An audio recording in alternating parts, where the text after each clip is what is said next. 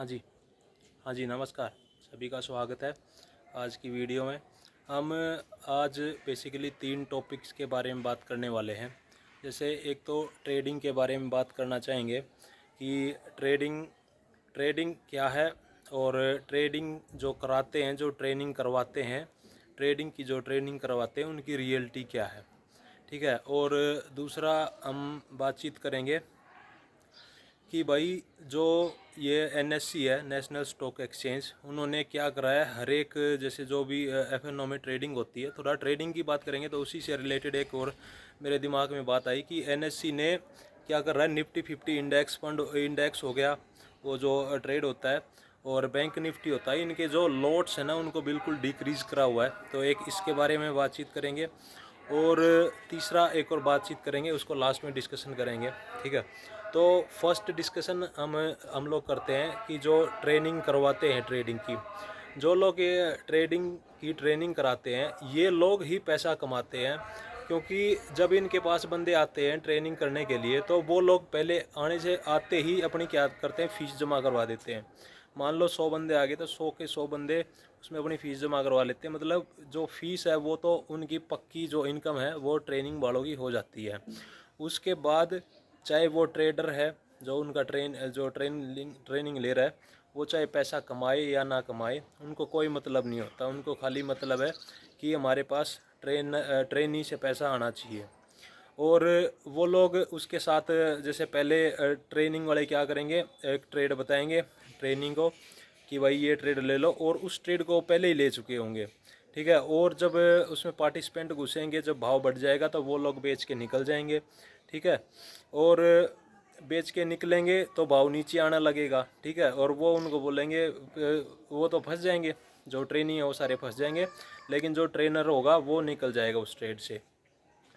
ये जो ट्रेडिंग की जो क्लासेस देते हैं, ये सब कोई अच्छी तरीके से नहीं सिखाता है, ठीक है।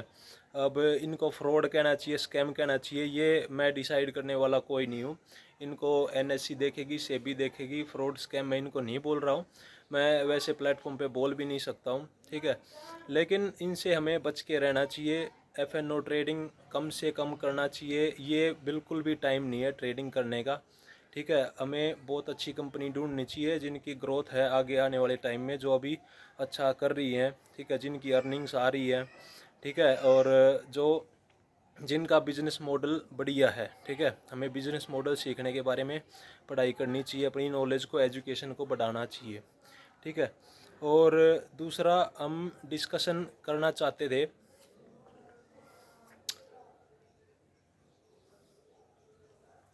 कि भाई जो एनएससी है उसने क्या कर रखा है, लॉट साइज बिल्कुल डिक्रीज़ कर रखे हैं, निफ्टी 50 के भी, बैंक निफ्टी के भी, ठीक है। तो एनएससी भी ये क्या चाहता है कि मैं ज़्यादा से ज़्यादा ब्रोकरेज कमाऊँ, ठीक है। क्योंकि जितना छोटा साइज होगा लॉट का, उतना उसके मल्टीपल में आदमी को ट्रेड लेने के लिए अप्लाई करना पड़ेगा, ख़रीदना पड़ेगा, कॉन्ट्रैक्ट को ख़रीदना पड़ेगा। अब मान लो मैं पहले 5,000 रुपये लगा के एक कॉन्ट्रैक्ट ख़रीदता था, तो आज के टाइम पे मेरे को अगर 5,000 की वैल्यू का कॉन्ट्रैक्ट ख़रीदना है तो मेरे को 2 लॉट उसके बाय करने पड़ेंगे। अगर मैं 2 लॉट बाय करता हूँ तो मेरे को ब्रोकरेज भी डबल देना पड़ेगा, ठीक है। उस पर जितने भी चार्जेस होती हैं, ब्रोकरेज होता है, वो डबल हो जाता है आदमी का। और ये ब्रोकरेज तो कटता है ही है, चाहे आदमी का लॉस हो, प्रॉफिट हो, कुछ हो।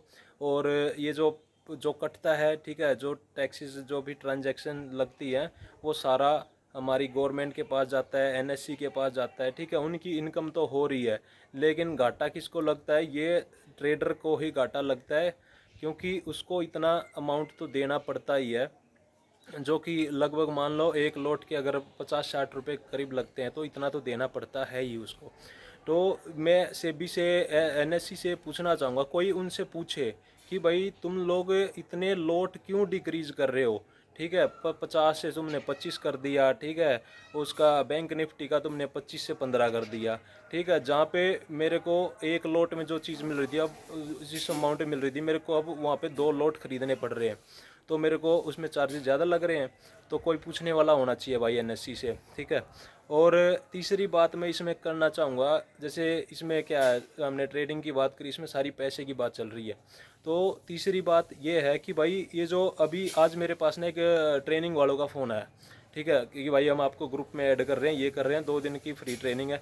मैं बोला मैं मेरे को नहीं चाहिए भाई, ठीक है। मेरे को ये समझ में नहीं बात नहीं आती है कि इनको नंबर मिल कैसे जाता है हम लोगों का, कि भाई ये बंदे को पकड़ते हैं, इसके पास कुछ पैसा होगा, ये होगा। भाई इनको नंबर मिलता कहाँ से? सेबी से मिलता है, पैन कार्ड से। पैन कार्ड कौन अवेल कराता है इनको, ठीक है। ये तो इनके ऊपर रेगुलेशन करना बहुत ज़रूरी है, ठीक है। और तीसरी बात मैं करना चाहूँगा पैसे की, जैसे कि हम पैसे को कैसे बता सकते हैं। जैसे मैं एनालाइज कर रहा था कि भाई अगर बाइक और जो हमारी गाड़ियाँ हैं वो एवरेज कितनी देती हैं, तो असली एवरेज का बाइक माइलेज का तब पता चलता है जब आदमी उसको फुल टंकी करवा के चलता है। क्योंकि सबको पता है हम 200-300 का अगर पेट्रोल डीजल डलवाते हैं तो वो लोग गड़बड़ करते हैं, ठीक है। वहाँ पे फिर हम अपनी बाइक गाड़ी को दोष देते हैं कि भाई कम एवरेज आ रहा है।